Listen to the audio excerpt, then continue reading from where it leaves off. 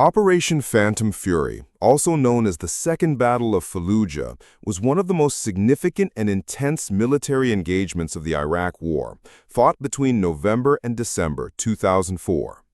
The operation was launched primarily by the United States Marine Corps and Army units, supported by British forces and newly trained Iraqi troops, with the aim of retaking Fallujah, a city that had become the epicenter of the insurgency after the failure of the first attempt earlier in April 2004, known as Operation Vigilant Resolve.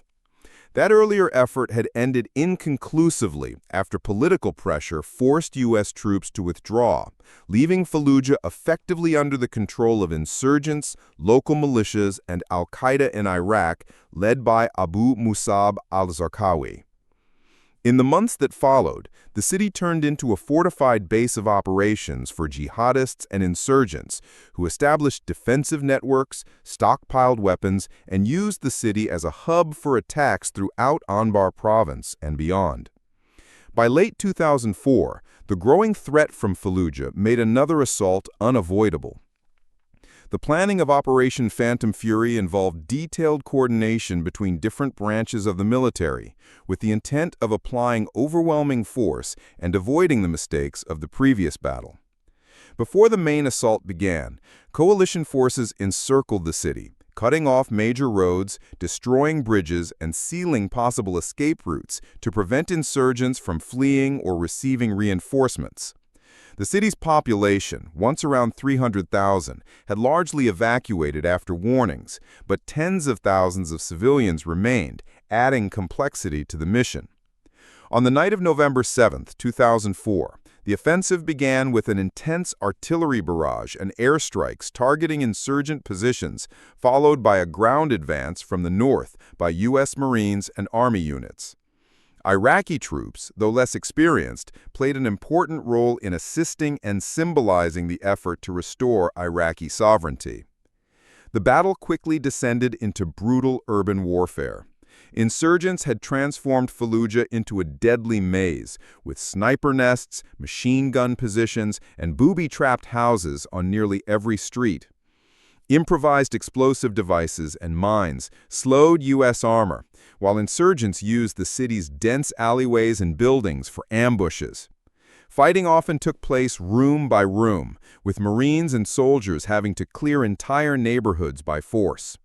Mosques, schools, and even hospitals were used as defensive positions, further complicating the fighting.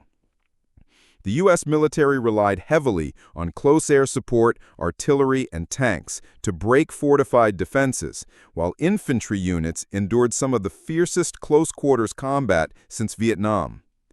Despite the ferocity of resistance, coalition forces pressed forward methodically, sector by sector, with units such as the 1st Marine Division and the U.S. Army's 2nd Infantry Division spearheading the advance.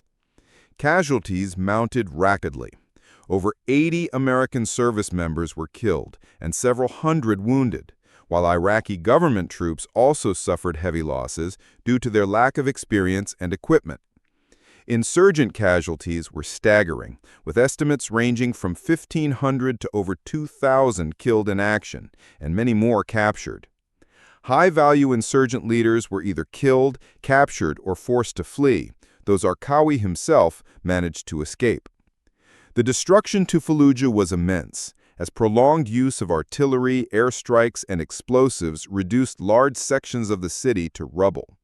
Civilian casualties were significant, though difficult to estimate, since many residents had fled, but thousands had remained trapped amid the fighting. Humanitarian conditions in the aftermath were catastrophic, with destroyed infrastructure, limited access to food and water, and widespread displacement. By late December, organized insurgent resistance in Fallujah had been broken, and the city was declared secured, though sporadic firefights and clearing operations continued for weeks. The battle was hailed by the U.S. military as a tactical victory that denied the insurgents a major stronghold and disrupted al-Qaeda's ability to operate freely in central Iraq.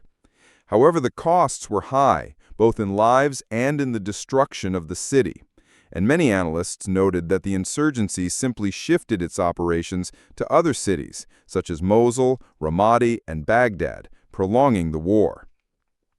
Operation Phantom Fury remains one of the defining battles of the Iraq War, remembered for its intensity, the courage of the soldiers and Marines who fought it, and the grim realities of urban combat.